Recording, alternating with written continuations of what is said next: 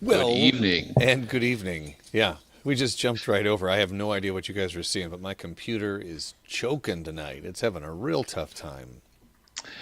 Well, that's okay. I'm glad you're here, Joe, and I'm glad everybody's joining us. I think this is I always look forward to these chats with you, Joe, about various things. Usually, it's about the sermon, which is what we're going to do this week. Actually, the last two sermons, if we can manage it. I'm Pastor Brian, and you are Pastor Joe. Isn't that weird to say?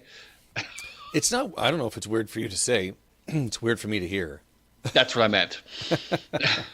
Yeah, I need to update the backdrop so it says Pastor Joe. Pastor But Joe. even then, it's funny. Forgive me for the very quick departure, but I know who I am, all right, and my limitations and my challenges and stuff. And so sometimes I have to remember that people view me as a leader and that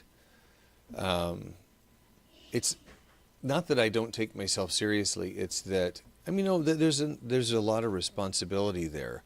And, for my family, that also means, pastor's wife, pastor's kids. I'm like, really? Oh, I guess that's kind of true. All right. And I remember once when you thanked Vanessa. This goes back a while ago. I remember this. Yeah.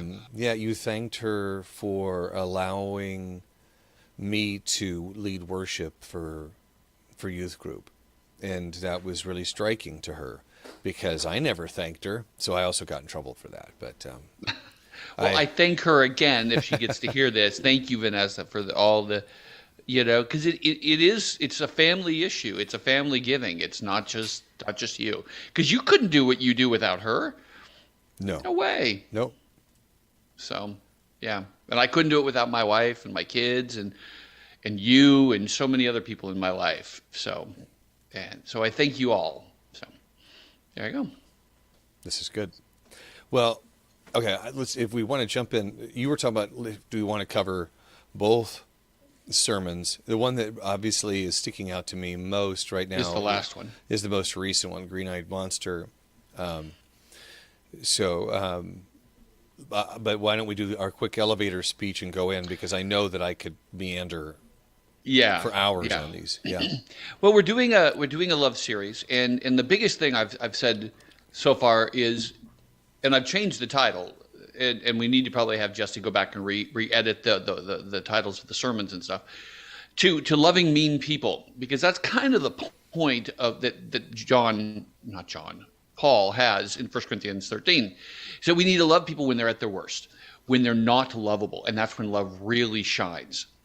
And then, well, that begs the question, well, what does it mean to love people in that place? What does that look like?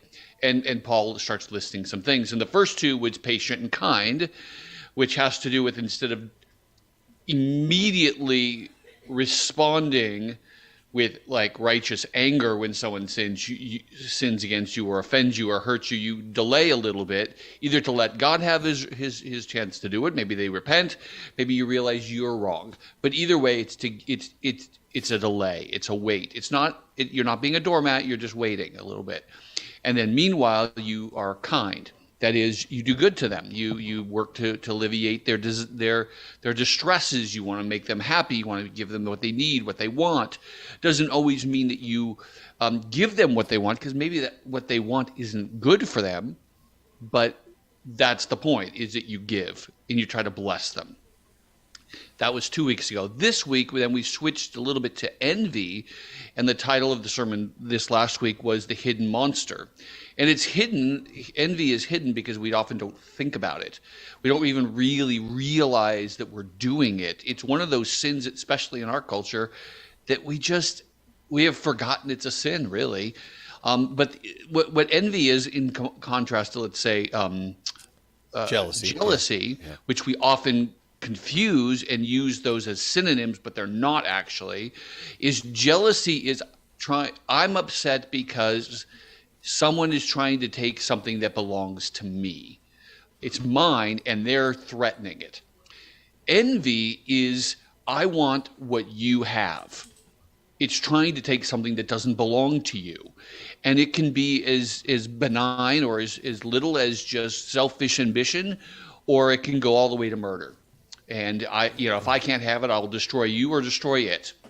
And it's what caused Jesus to be killed, and it's what it's a characteristic of Satan. So that's kind of where I went. I think that's the main stuff. And there's so much, it's 6 months worth of podcasts from my perspective. So I'm going to talk, if I can throw out a couple things. I mean, there were definitely things I wanted to talk about on Sunday and felt very compelled to speak about on this most recent Sunday. But if you don't mind, I'd like to share that story that I shared about the mom. Oh, yeah, absolutely. There's nobody here is going to know who these people are, so, and I won't name names or anything, but it was a situation where a couple of teammates related to two guys on a team that I coach were at school, and one of them basically compelled the other guy to go into a room, and he just started pounding on him, just started beating on him. When the mom of the kid who got beat up heard about it, and the families know each other, she wasn't sure how to respond, because she knew that family had a tough time. The father had passed away very suddenly about 2 years ago, and they were really struggling. And she's like, well, how do I respond to this? I don't want my kid to be beat up. So there's some kind of there's a righteousness in being angry and wanting to respond to that. And ultimately what she chose to do is she baked a batch of chocolate chip cookies and rang the door, went over to the house, rang the doorbell, and it happened to be that the young man who had instigated who had beat up the other kid answered the door, and he knew who she was. The mother, the mom of the boy he beat up. Yeah, I guess the blood just drained out of his face, and she didn't say anything. She's just like, "Hey, I was thinking about you guys, and I just wanted to bless you with some chocolate chip cookies." And to me, that was such a wonderful, it wonderfully epitomizes the idea of blessing people who are unkind to you, because we are so used to retaliation that the idea that somebody could be kind to us in response to something so unkind is very foreign. And there is, I wish that we, as a culture in general, the United States, I'm not even talking Christian specifically, that we had the capacity to hit that pause button and not feel so self-righteous. I deserve to respond this way. It makes me sick to my stomach when I see that. But you didn't finish the story, which is worth saying, is that the kids are now good friends.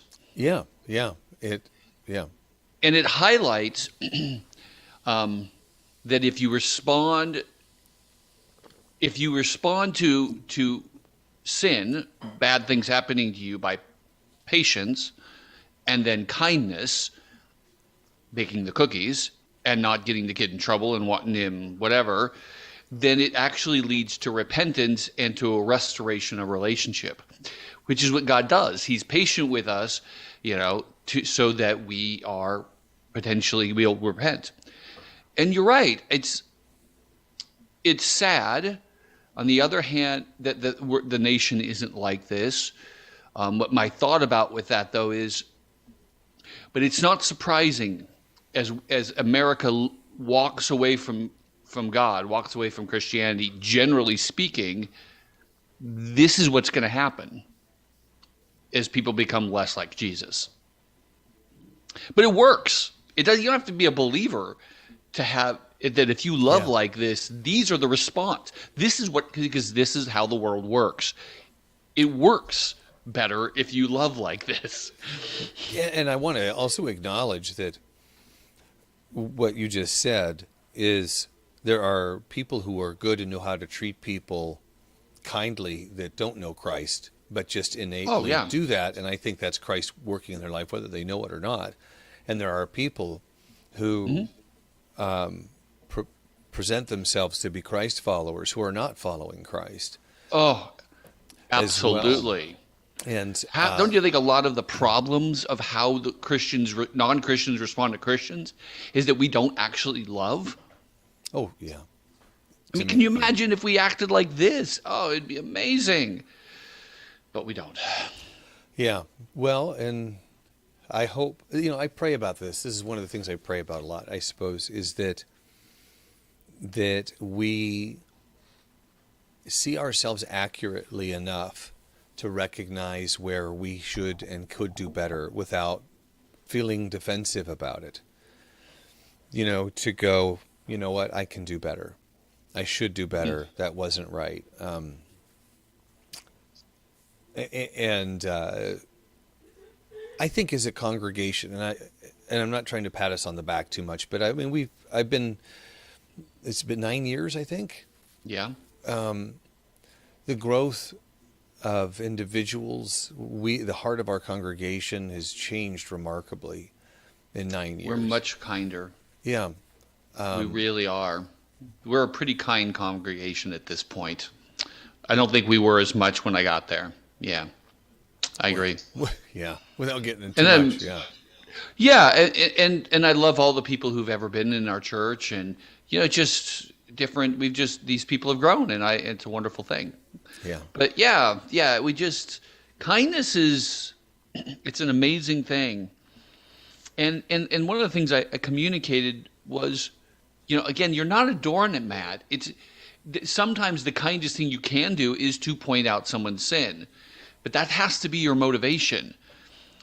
Is not to make them feel bad, but to help them turn.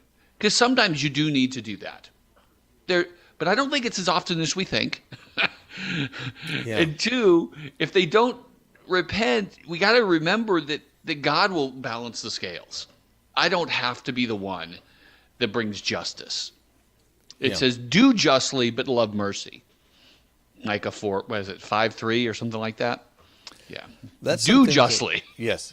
That's something that really convicted me a couple of weeks ago was just a basketball game where we were playing against a team that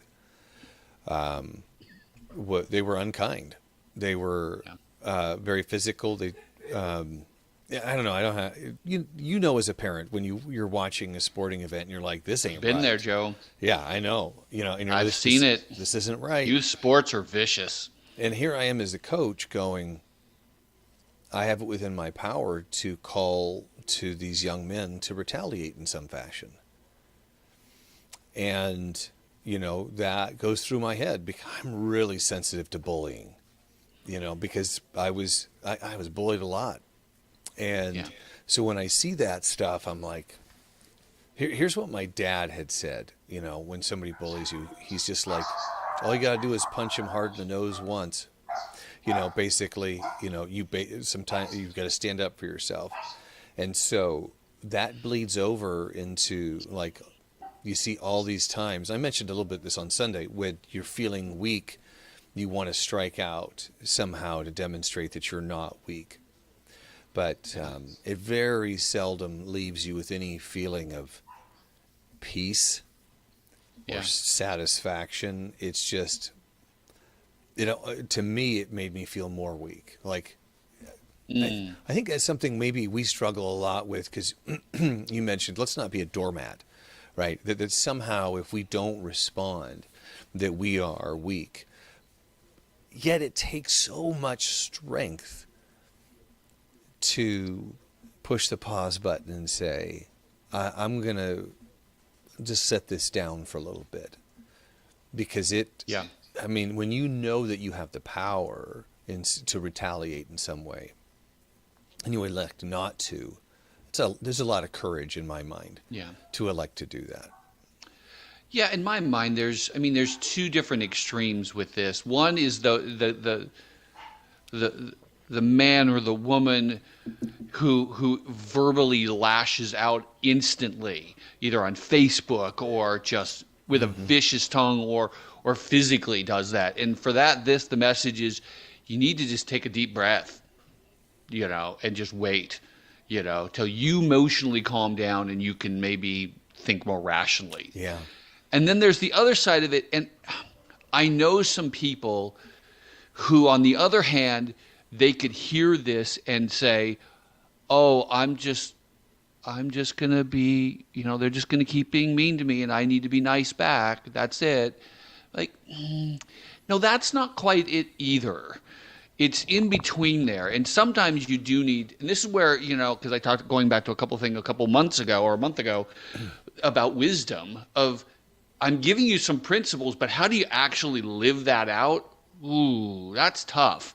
Do you call them on it? Do you not call it on it? Do you get another person involved? I mean, there's so many different, I don't know exactly on your circumstance how you do it, but these are some general things. Is you generally should wait and bless. Well, there's a couple of roads. I mean, it's not binary, right? That, as you were describing that, there is advocate for yourself. Yeah. To say what you're doing is not right. So you can be assertive in that. That's what you're doing isn't right. Stop it, right? Or whatever, something along those lines, right? So advocate for yourself, be assertive, and that's very different than retaliation, which is very different. Now I'm going to pick up a rock and throw it at your face. It's stop it. And maybe you just need to remove yourself from the circumstance, right? A wife or husband, for that matter, should never be staying in an abusive relationship. They need to, a minimum, need to be separated until this stops. You can't have that. So, yes. Yeah. Well, let's, if you don't mind, because we don't envy. have it. Let's talk about envy. Yeah. And envy was one of those things that I already know that envy is something that I can be challenged with. And it's like a thread that if you see a loose thread and you decide to follow that, a loose thread of envy, that it will uncover so many different things. Yeah. And it's striking to me. I mentioned this on Sunday too, that if you take some sin, the end sin, and then you track back, for me, I can track back and find that envy is often the root of that particular sin. I can think of times where I did something incredibly unkind to a friend, and when I rewind, it comes back to the idea that I want what you have. Oh, that's insightful, Joe. I think it's biblically accurate too. It's in consulting, we have a thing called the 5 whys. That if you want to understand how something occurred, the first question it's like, oh, this happened. Why? And you take a step back and you try to get 5 levels deep with why. And for me, the 5 whys of sin often are going to lead back to envy. That somehow I am deserving of something, which almost sounds like jealousy. I deserve that. Is kind of a way to bastardize, excuse the term, righteous jealousy. I deserve that, and therefore I will take it. Right. That is just envy clothed in jealousy. Like, oh no, that should be mine, so I will take it. Right. Oh no, yeah. It's and I think just pausing and encouraging people to do that when they notice a sin in their life. That's a really good idea. Is to back it up. See if you can back it up 5 whys to really get at why are you doing the behavior you don't want to be doing? What really is the thing? So that's great wisdom there, Joe. So it helps if somebody else asks you. It's hard to ask yourself. Are you advocating for church confession? That's fantastic. I did grow up Catholic. No. But that's what it should be for. God, you just excited me here, Joe. You should. That's what it should be. You get someone with you that you love, that you know loves you, that you can trust, and you can walk through those five whys with, and then they can respond back, and Jesus forgives you. So Yeah. you can hear from another person that sin is taken care of. That's what confession should be. Oh, sorry. No, it's okay. Somebody just dropping off a package. So, oh, Amazon probably. yeah, it is Amazon. Yes. I got like 6 this week already. Yeah. Half of them are for church. I got beard. They're gone. They're gone. Beard butter. Did I freeze? Yum. No, beer butter. Yum. My face looks frozen. No, I got you fully. Okay, right? Okay. I'm not sure what it looks like in OBS, but in OBS, I'm doing this. Yeah. Come on, So, OBS, wake up. Envy. And envy is just, yeah, like there was the James passage, I think it's like 3:2 or something like that, that underneath all kinds of sins is envy. And envy is just, it's not one we think about. It's not something we even really are aware that we're doing, but it brings damage. It literally it's as bad as physical pain. It's involved with depression and anxiety and so many things. And the solution to all of this is to remind yourself that you are blessed, that you're okay, you are secure in Jesus. You don't need whatever it is you feel like you need. You already have it. And then I said, you need to rejoice. And that was my encouragement for me, my own self this week, is trying to find something I can rejoice in somebody else doing good. So, Yeah. Gosh, it reminds me of a couple things. You know, with kids, and they have, you know, my dad used to call it money's burning a hole in your pocket kind of situation, right? Where, when you grow into adults and the idea of credit enters, it's like an envy enabler, right? It's like, oh, there's something that I don't necessarily need that I can pursue because of credit. yeah. But also, you know, if you're regularly practicing gratitude, Yeah. then envy is less likely, I think, to strike, because you're going, hey, look how fortunate I am.